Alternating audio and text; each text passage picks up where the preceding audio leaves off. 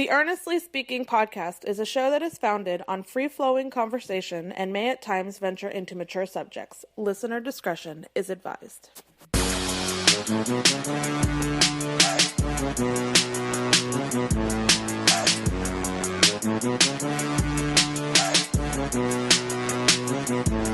Earnestly Speaking podcast coming to you on June 14th, 2022.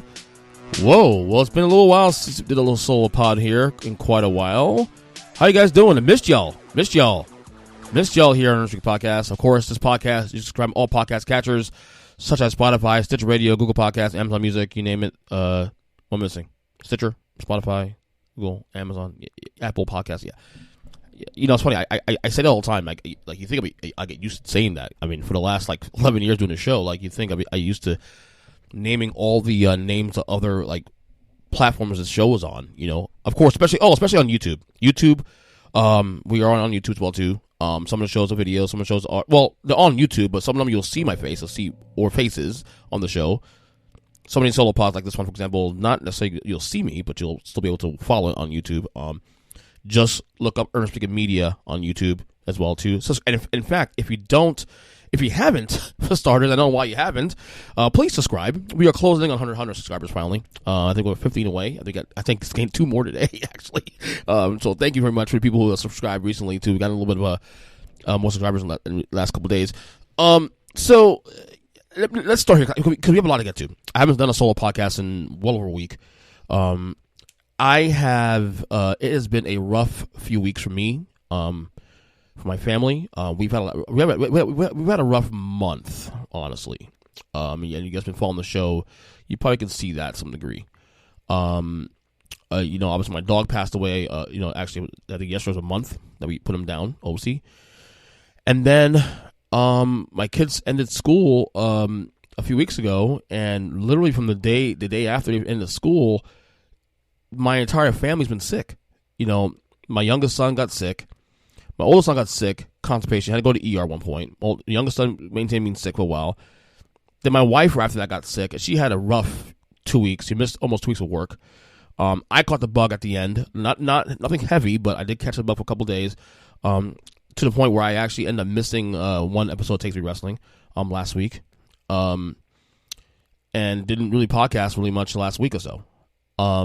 Now, thankfully, right now, we are back on the mend. Wife's back to work. I'm still working. The kids are much better now. So, thankfully, we are back healthy again. But it's been a rough week. It's been a rough couple weeks. It's been a rough couple weeks, 2 weeks, 3 weeks, whatever you call it. You know, we're getting hit left and right with different things here. But, even with all that going on, I still want to show some gratitude that we're still alive. We're still here to tell the tale. We're still here to live our best lives and to really just be positive people in this world. We're all going through a lot right now. As I said, inflation is through the roof. Gas prices are out of this world. We know what's going on, man. I mean, and look, it's really hard to live in this world. But again, it's someone always has a heart in you. Just remember perspective. Especially as Americans too. We have it pretty good, even though there's all challenges here, and all things you need to get through. But yeah, it's been a rough couple weeks, and I'm glad to be here to tell the tale and be able to still press on and move forward. So thanks to all you guys that did know I wasn't under the weather, that sent thoughts and prayers and all that and support. Obviously, my family, because like I said, sometimes when it rains it pours, and the last month it certainly has poured. But I'm glad to get back to what we do best and just operating at a just at a normal speed at this point, man. So anyway, so we have a lot of things to talk about on this podcast today. I want to, like I said, I have the menu rundown. You'll see on the notes, of course. I just the way I put out the way I run down the menu of topics especially in the solo shows now. What I do, I just do like a menu, like a show notes kind of thing. I used to be able to just dress below Ernest is discussing this, and I didn't mind that, but I think it's much cooler to actually just run down get a little bit of inside baseball, what I'm talking about, and you can see exactly all the line by line things I'm talking about here on the show, So, as always, we'll start here first. NBA Finals now. We are 5 games in. The Warriors are now 1 win away from the NBA Finals. 3-2 lead last night over the Boston Celtics. in a game that, went both ways. Warriors went up big early. Celtics came back to the lead in the third quarter, and then we thought, those Celtics figured it out. And then, of course, the fourth quarter, the Warriors took over the game. Story of the game, of course, is Andrew Wiggins. Let's talk about Andrew Wiggins, about whether he should be MVP of the series if he has another game like this. Let's stop, please, God. Let's stop. Steph Curry's MVP of the series. Let's stop. We'll cross that world in Game 6. I don't see Steph Curry having a Game 6 like he had in Game 5. Let's start there. But yeah, the Warriors one way from another championship. That'll be 4 in 8 years for the Warriors. This has been a fantastic dynasty. I mean, this has been one of the better dynasties, and especially when you consider the era of doing it, considering it's hard to sustain this kind of excellence for almost a decade, and they've done that. The Warriors have done that. I've gotten every game right, by the way. I had Warriors in 6, and every game that the way I had the series going game by game, I've gotten correct on. I had Boston going up Game 1, Golden State responding. Boston win Game 3, Golden State responding, and then Golden State winning Game 5, and then have Golden State winning Game 6. I still must the Warriors in 6.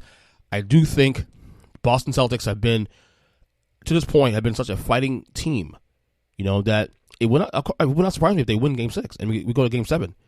I mean, a part of me wants me to get to see Game 7, obviously, because more basketball for me. I mean, being a big basketball nut anyway, I want more games.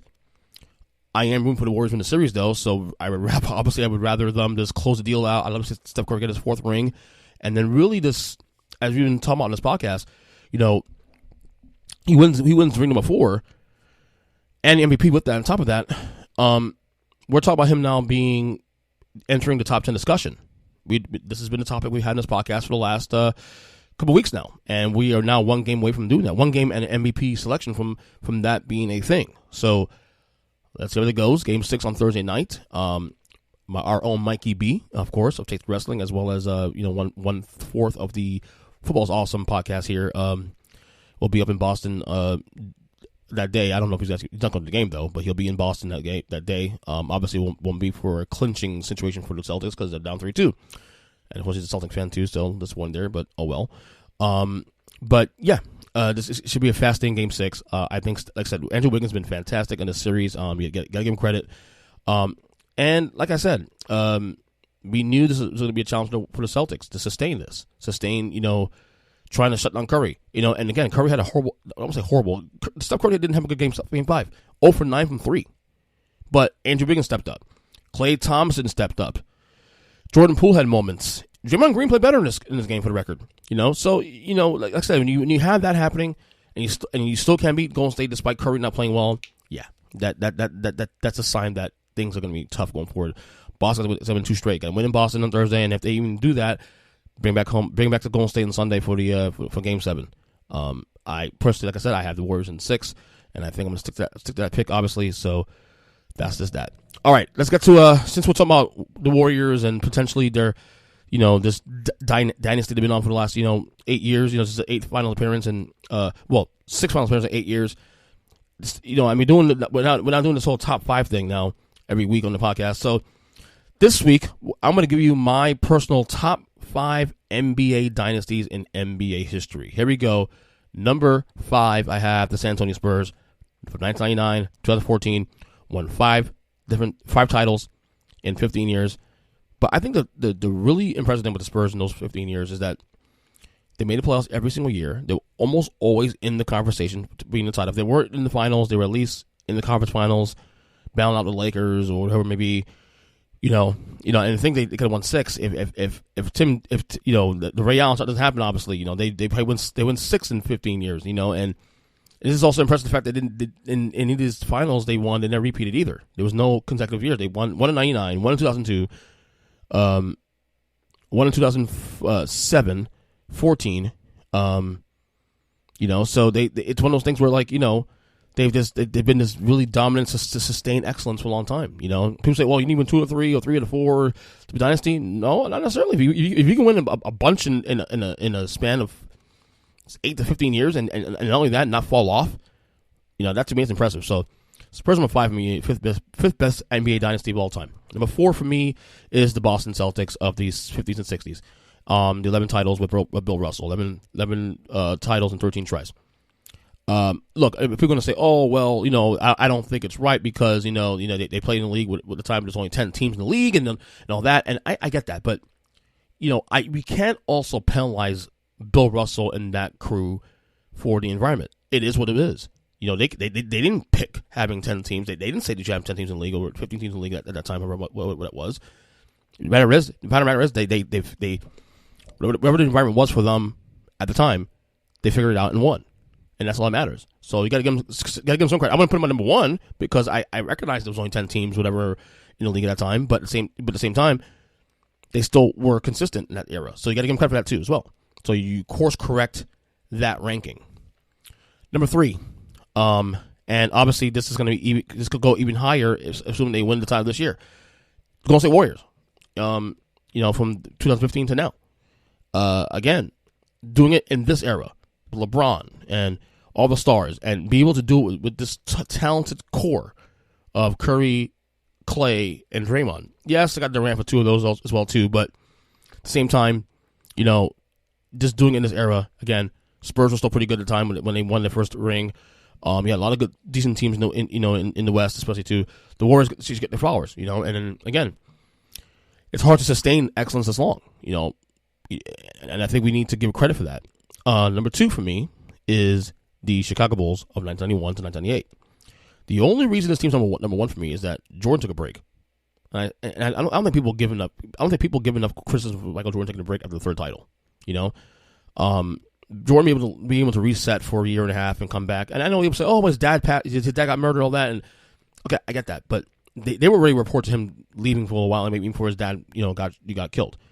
But the Bulls, the dynasty, 91, 98, win 3 in a row, with the Jordan, Pippen, Grant threesome. He retires. He comes back a year and a half later, and then we do another 3 in a row with Jordan, Pippen, and Rodman. With an older team. You gotta give credit. It was still a standard of excellence that we have not seen in many decades. So Jordan Bulls, the Bulls are number 2, and of course number 1 for me, I think, is the most impressive dynasty is the Showtime Lakers of 1979 through 1980 through. I'll even go as far as they won the last time in '88, but they made it to another finals, 2 more finals. Even when this core got older, with Magic Johnson. 5 finals, but in 9 tries. That's sick. And it did in the era where with the super teams and the Boston Celtics and all that, and and beating Detroit, and they beat Philly, who was a top team at the time. And I always said that one of the things that makes Lakers dynasty so amazing is not just the 5 wins, but the 4 losses. They had 4 losses in that era. Okay. They lost to the 83 Sixers, which many people don't realize it was regarded as one of the greatest teams of all time. The 84 Celtics, okay, which then they came back and bounced back and beat them the next year. Lost to the 89 Pistons, which was one of the top 10 teams of all time. And then the 91 Bulls, of course, with Jordan. That team shouldn't have been there in the first place. The team was even one of the favorites to win the West that year, much less the finals. So the fact they actually went to the finals that year was actually amazing. So, again, my 3 dynasties of all time. 5 the Spurs, 4 the Celtics of the 60s, 1560s, 3 the Warriors currently, 2 the Bulls, and number 1 the Showtime era Kareem Magic LA Lakers. All right, let's get some news and notes here. Some of the things I want to touch on here. So PGA stars, of course, including Dustin Johnson and Phil Mickelson, have now signed exclusive deals to the Saudis. What is it called? The Live, L-I-V, the Live tournaments, whatever it's called. Exclusive deals to Saudi.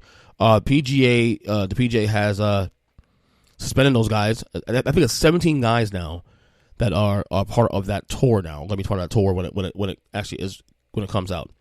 And I'll say it again. The whole thing that bothers me. Look, I get people's opinions on this, and I agree with it too. Why are you dealing with a country that has some of the worst labor and some of the worst human rights laws and whatnot on the planet, And to me, for the record, personally, I agree with them on that position, though. But at the same time, I am not going to sit here and hold athletes to a higher standard than our own government. Okay, number 1 is capitalism. You can't be pro-capitalism and pro-freedom and pro-capitalist, and then really give hypocrisy to this also too. Because he did the same thing with LeBron James too. When LeBron did the whole thing with China and the NBA in China, y'all was down his throat for a couple of years about that. Okay, so keep that same energy here too as well. And it kind of pisses me off that a lot of publications like Outkick and all these other right-leaning publications don't keep that same energy. It bothers me. Again, how can we hold athletes to a standard yet refuse to hold our own government accountable for doing business in both, like, say, for example, Saudi Arabia and China? The only thing I am bothered by when it comes to this situation, when it comes to this story, is hypocrisy. That's it. So LeBron can do it and get criticized to the hilt. And by the way, I'll kick a coverage, for example, grifting and actually making T-shirts making fun of LeBron James. So you criticize LeBron for doing the thing you don't want him to do, while grifting off the thing you don't want him to do. Make that make sense, please. Just saying. So that's one thing that bothers me about that. If you're gonna give LeBron and the NBA a bunch of shit about dealing with dealing with China and stuff, and for the same reasons that these guys but you don't keep the same energy with these golfers, that bothers me. It does bother me. So just keep the same energy. Keep the same energy. You know what I'm saying? All right. Some baseball talk real quick. The NL East actually is tightening up a little bit now. So when I last did a podcast, say about 10 days ago, solo podcast, the Mets were up, I believe, 10.5 games in the NL East, okay, ahead of the Atlanta Braves. Since then, they have now shaved off about 5 games of that lead. And not to say the Mets are playing bad. They split against the Dodgers that time. They lost 2 or 3 the Padres. They won 2 or 3 against the Diamondbacks. But, two of the hottest teams in the last couple of weeks has been the Braves, who've now, as of this recording, because they won last night too, and they're playing tonight, they've won 12 in a row. Okay, they won 12 in a row as of this recording. Okay, right now they're 5 back of the Mets. Okay, the Phillies up until Sunday were the second hottest team in the league. And they won 10. I think it was 9 in a row. But here's what I will say though, despite all that, despite the 5-game, the Braves cutting 5 games into the Mets lead, the last 10 days or so. Right now, and it's still mid-June, so we got a lot of baseball ahead of us to be played. Right now, the 2 best teams in baseball across the board, both from New York. The hated Yankees, for myself, of course, I hate the Yankees, and the New York Mets are right now the 2 best teams in all of baseball. So it's fun to actually have that kind of stat and have that kind of situation right now. But again, we got so much ahead of us. Being a Met fan, obviously, it's a blessing and a curse, because when they're good and when they're competitive and when they are in World Series contention, it's a different energy in that city. I mean, I lived there in years, obviously, since I was a kid, but you just know, like you can just feel the energy a lot different. When the Mets were contending, as opposed to the Yankees, the Yankees have an expectation to hold up to year after year. The Mets really don't, because the Mets are the ugly stepchild of the entire city. So the fact that the Mets are, in that, best record in the National League right now currently, we'll see how everything ends up by the end of the year. But it's been a fun year, man. But like I said, they got to keep on keeping on, because the Braves are the defending champions, and they need to stay on the gas, because the Braves are coming. So I'll just say that. All right, so wrestling talk here. Jeff Hardy. Oh man, I feel horrible for this guy. Jeff Hardy, obviously, legend in the business, Hardy Boys, you name it, one of the best tag teams in history of the company. He's recently went to AEW. He was pulled over for another DUI, and arrested for a DUI yesterday, actually, as recording. I mean, he's had a history of this. This is his 3rd one in the last couple of years. He's actually facing real jail time now at this point. Per Mark Raimondi of ESPN, Jeff Hardy's 2 blood alcohol tests were 0.294 and 0.291. There is no sugarcoating that. 3.7 times legal limit. There's actually a video also came out today from TMZ Sports. You can see the entire stop. It's like 6.5 minute long video. Very heartbreaking. It's very sad. He has demons he has to deal with. Matt Hardy, his brother, released a statement today saying it was disheartening to hear that his brother recovery isn't a linear process, and I'll continue doing whatever I can to help my brother be healthy. Being healthy and well is the most important thing for Jeff, his wife, his children, and our family at this time. AEW has since put out a statement as of a couple hours ago. I'll read it off real quick from AEW. From Tony Khan, he says, we were able to resume contact with Jeff Hardy this afternoon. AEW does not condone Jeff's alleged behavior. We made it clear to Jeff that he will assist him in getting treatment for substance abuse issues, which he has indicated he's open to receiving. In the interim, he's suspended without pay, and he can only return to AEW upon successfully completing treatment and maintaining his sobriety. At this point, and remember, he just left WWE late last year for rumored similar issues. He apparently relapsed, and when WWE asked him to go to, I believe the rumor was he was asked by Vince and company to go to, rehab or to get treated. He said no, and he was asked for release from the company, and he got granted. And now we have this now. I mean, if you follow Jeff Hardy's story, obviously you know that this is something that he's been dealing with for decades. At this point, my opinion is this: he needs to deal with this only. Wrestling should not even be in the picture at this point. Wrestling should be the furthest thing from his mind. Getting healthy for himself, for his family, for others. Because, I mean, thank God the story's not worse. Thank God he was pulled over and he was able to be detained. Because the worst thing that can happen obviously is him being on the road, and then he actually gets into a car accident and kills others of this because of his own selfishness. We know this is hard. We know this, getting healthy and sober is hard. But at the same time, I don't have any sympathy for people who are not willing to, put themselves in a situation where they need to get better. Okay, so my thoughts and prayers to Jeff Hardy. Hopefully he gets things done correctly, and hopefully he gets his life in order, man. Because this is, again, you don't want this sort of end ugly, but at the same time, it's it's very, very sad. Anyway, so the January 6th trials or hearings have begun. But I'll be honest with you, the January 6th hearings, obviously it's a very polarizing, situation and about the insurrection and whatnot. I gotta be honest with you, as much as interest I do have in it to some degree, I'm not gonna watch it in detail. I'll let my friends and people I trust watch it and give me back the feedback. I also think this is really gonna, resonate with the electorate right now, because right now the biggest thing right now everybody's going through is gas is over $5 a gallon. Some places, some $6 a gallon. Gas prices through the roof. Inflation is killing people. I mean, literally, the wallets are being shrunken now. So the January 6th trial, while it was a bad situation, obviously, democracy was under attack, and I've said all the time that people need to take that seriously. At the end of the day, the biggest issue right now on people's minds isn't January 6th hearings. It's inflation. It's gas. It's everything else. I was watching episode of Bill Maher, the recent episode of Bill Maher. He had Kellyanne Conway on. He had Cornel West and some other guy, Josh Barry, what his name is. And Kellyanne Conway, she's a character, and I'm not a fan of hers, obviously. But some things she was saying, it's true. People really aren't really targeted on this situation, on about this thing, and they don't really. Not like they don't care. It's just not a thing that they wake up to and worry about talking about every day. The January 6th thing, it is important, and we should make it important. But, for the average American right now, they don't care right now about January 6th in the same way. They care about the economy. They care about,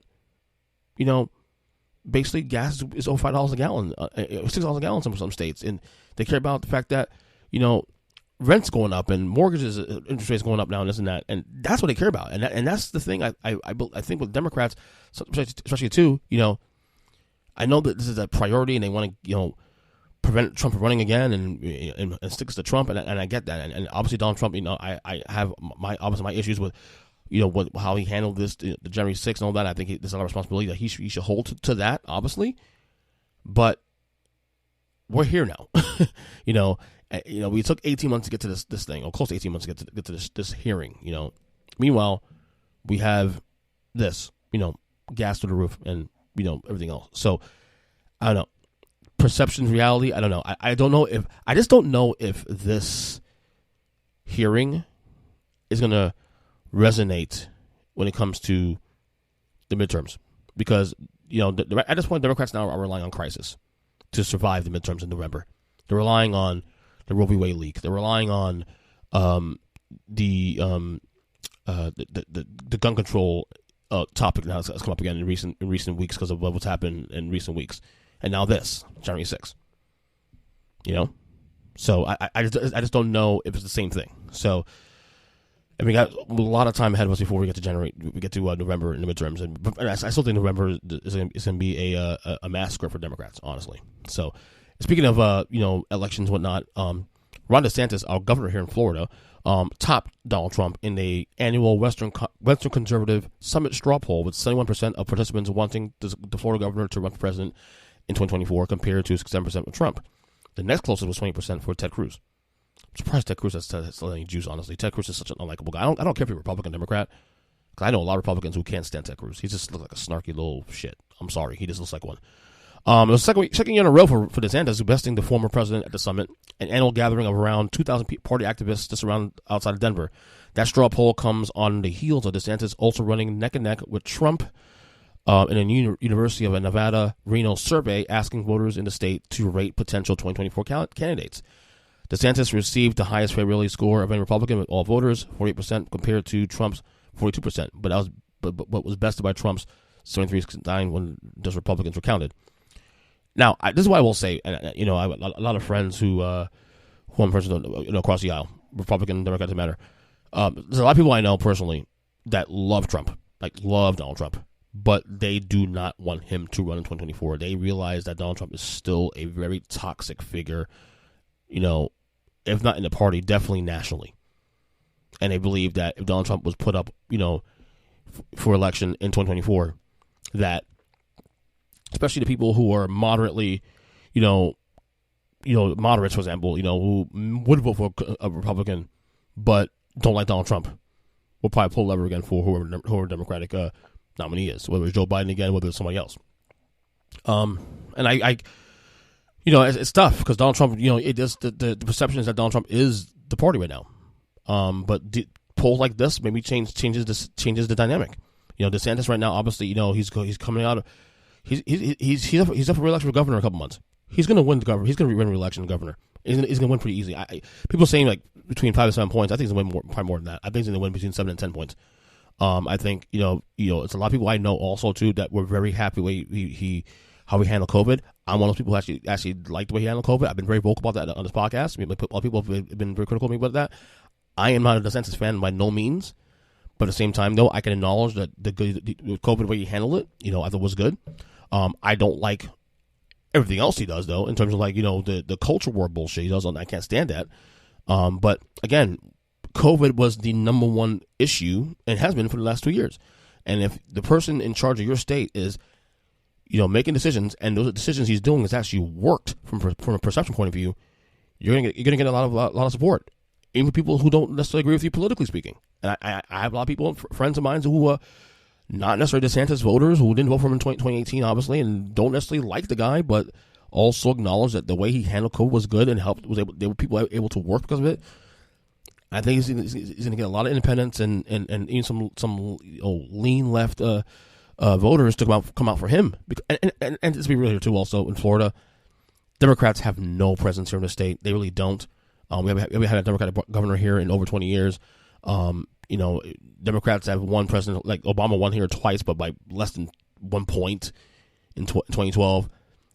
Trump won here fairly handily the last two cycles. So this is a red state now, man. I mean, I know, which is weird because this state is kind of weird because there's actually a lot of progressive, policies being put over the last couple years, and yet when it comes to actual fairability in terms of who do people trust more in the state, they trust Republicans than do over Democrats. Democrats don't have any presence in the state anymore. You just don't, So we'll see how that goes. I'm still the opinion that Trump will not run 2024. I think it'll be DeSantis or somebody else. But but like I said, obviously I could change my mind with that. But I still think Trump will either he'll dangle it to last minute and then he'll pull out last minute for re-election. That's just my opinion on that one. All right, what else on the docket here? So this thing here. So Ryan Clark is a former defensive back for the Pittsburgh Steelers. He's now an ESPN personality, and he put a tweet out recently, last week actually. This is why I wanted to do a podcast last week on this, but he didn't do it. He basically had a tweet here saying that this is the tweet he put out here. He says Chris Brown, Chris Brown is the artist, of course, popular pop R&B artist, want to call it. Chris Brown is more talented than Michael Jackson. There, I said it. Have a great week. He dropped the mic and left it, and his mentions went haywire. He even added this on his when people were saying that he's insane for what he said, he goes, I do not care. You put Chris Brown, CB, he said you out, but it's really you put CB and MJ in the Talent Olympics, Chris Brown wins. All right. Chris Brown later was able to, it was on another podcast, I think a day later, and he actually was able to clarify his statement. Let me play for you, for listeners. Let me play for you exactly what he said here. He the greatest of all time. We will never see another entertainer take over the world the way that Michael Jackson did. Never see one have the career. I am simply speaking about talent. I'm simply speaking about skills. There is nothing. Let me repeat it again. There is nothing that Michael Jackson can do or could do that Chris Brown can't. You want Michael Jackson to sing? Chris Brown can sing. You want Michael Jackson to dance? Chris Brown can dance. You think Chris Brown can't go remake the Thriller video? He can't do that choreography and crush it? Come on. Now, I ask you this though, DC. Here is what I ask you. You ever seen Michael Jackson play basketball? Chris Brown could play basketball. Did you ever see Michael Jackson while he was dancing flip? Be acrobatic? Chris Brown can do that. We ever see Michael Jackson paint? Chris Brown can paint. You ever hear Michael Jackson rap? Yeah, rap was out while Mike was old. Chris Brown can rap. Michael Jackson can't do none of those things. No. DC, Michael Jackson is Tom Brady. He's the greatest of all time. You know who I think is more talented than Tom Brady? Aaron Rodgers. And I'm right. So, I'm going to shock some folks here. And I'm the guy who's the big Michael Jackson stan. Well, not stan, but you know what I mean. I'm the big Michael Jackson fan on this whole thing, on this podcast. And, I bet you know how I roll hard for Mike. Mike's the GOAT. Mike's the greatest. Mike's my favorite all time, period, end discussion. There's no one that comes close to Michael Jackson in terms of who I listen to, who inspires me, as a person that's changed the world the way he has. Ryan Clark's not wrong at all. And then when you hear his reply to that, when you hear what he said here about talent as a whole, he's not wrong. Chris Brown, and I think people, are letting their feelings for Chris Brown, also the feelings for Michael and the love of Michael, to cloud the conversation here. I've heard Chris Brown rap. That dude can rap. And I'm not even joking when I say that. Chris Brown is one of the most, and excuse my language here, but I'm sorry, I'll say it. Chris Brown is one of the most talented motherfuckers I've ever seen in music. I'm not saying he makes better music than Michael Jackson. I'm not saying he's a better dancer than that. Okay? I'm not saying that. But Chris Brown is a talented motherfucker. He really is. Now, Michael's the GOAT. Michael, in my opinion, has made better music. He has a better packaging, better branding in terms of what he's done. Okay, certainly no one's going to argue that. But what he's saying is about Chris Brown being able to do the things singularly that Michael can do. Chris Brown's a fantastic dancer. Fantastic dancer. Chris Brown could be made to do the video. And maybe as good as Michael, because Michael's charisma carries it over. But physically, he could do that. And I think we need to come out to the place where, we need some respect for, while showing respect for the people that paved the way, also respect the ones that are here, taking the brass ring. No one would ever say that James Brown is better than Michael Jackson, but James Brown paved the way for Michael. And there'll come a time where there'll be more artists coming through the years, and I hate to say this, that are gonna get, at some point, get more praise than Michael. Now, I don't think we'll ever have an artist as big as Michael, because at the end of the day, it was perfect timing for Michael Jackson when he became what he was, the biggest artist in probably arguably history of music. And the time he did it too, especially. The record sales obviously speak for itself. So in that aspect, but I don't like what I don't want people to do is to start knocking Chris Brown's talent because they don't like what Ryan Clark said here. Chris Brown can do pretty much everything Michael Jackson does. Chris Brown is a really good singer. Chris Brown is a elite dancer. Okay? That is not knocking Michael Jackson at all. That's all he was saying. And I think when he explained himself on that podcast, by the way, I think that podcast also was a Daniel Cormier for the record, I believe. It made sense what he was saying.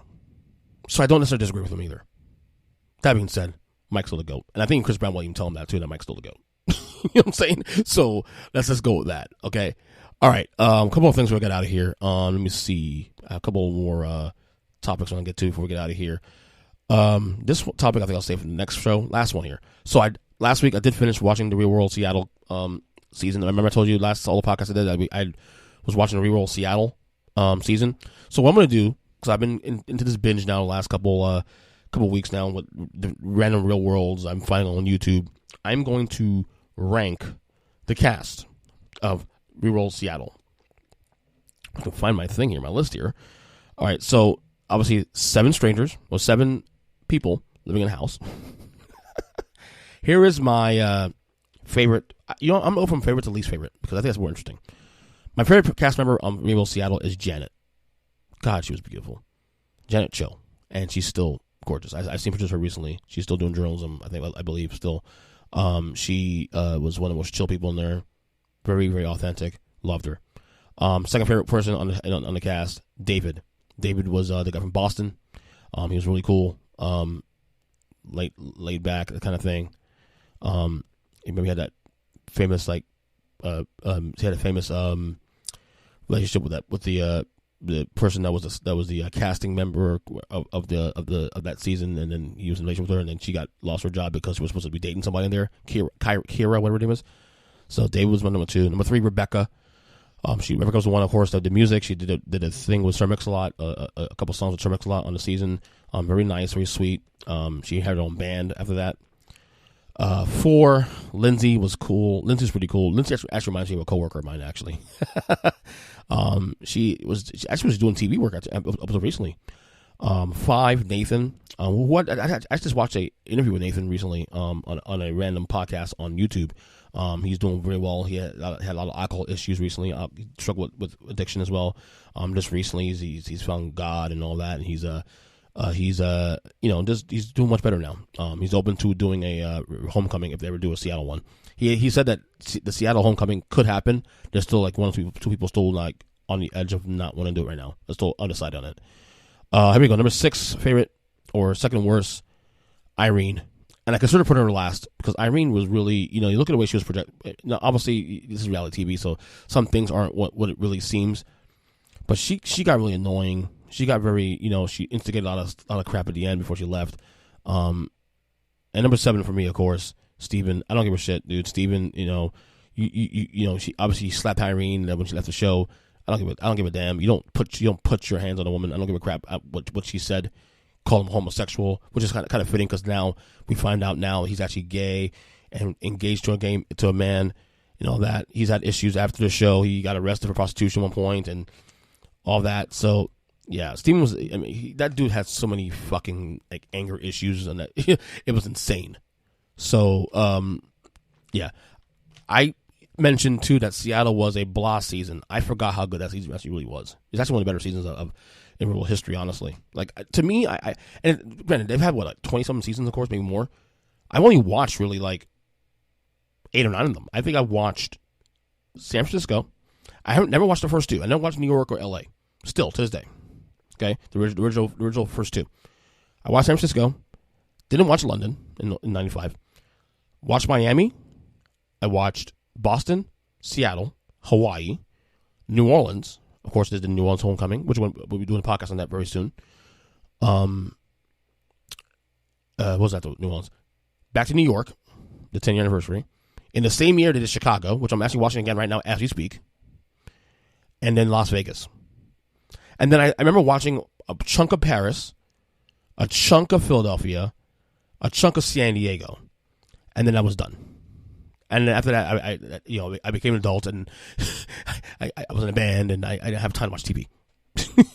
So, but maybe I watched it one time. I watched it, but what's really fucked up is that the ones I love the most, Miami, Seattle, Paramount has all the real worlds in there, most of the real worlds. Okay, those are the ones that are missing. Now they just put the original New Orleans recently on there because they just did the Homecoming. But they're still missing Miami. They're still missing London. They're still missing Boston, Seattle, Chicago, you name it, back to New York. The ones I care to watch. It's ridiculous. Paramount, what's going on? MTV, what's going on? Put the shit on there, man. Seriously. I'm trying to watch it. The only reason I was able to watch Seattle and Chicago recently now is that there was some account called That 90s Show, what to call it. And granted, it doesn't have all the episodes every season, except for a few. He had uploaded the original videos of these seasons. So, anyway, that was a kind of a slog to go through actually today. Tired as hell. I had a long day with my kids. So, that will do today's podcast, dated June the 14th, 2022. I am on Twitter at eachperson7. We will have an announcement coming on the next podcast. I'm going to be recording the next podcast on Thursday night, Friday morning after Game 6 of the finals. That could be the Warriors' coronation. That could be the Celtics pushing to Game 7. We'll probably do probably a 23-minute podcast after that. I think that's the schedule going forward. Is we'll do pods for Tuesdays. Obviously, I like to do the podcast earlier Tuesdays as opposed to night Tuesdays. But because of my kids out of school right now, the only time I can record on Tuesdays is at nighttime. Once they're back in school, I'll start recording this podcast on Tuesdays during the day, mornings, of course. And then they'll be out on Tuesdays, of course. And then we'll record on Thursday nights and Friday morning. So till then, that will do it for now. We'll talk soon. Love you guys. Again, each person 7 on Twitter. Earnestly Podcasts across all podcast catchers. Like I said, I have a little bit of an announcement this coming week, the next podcast. But till then, we'll talk soon. All right? That's later. Later.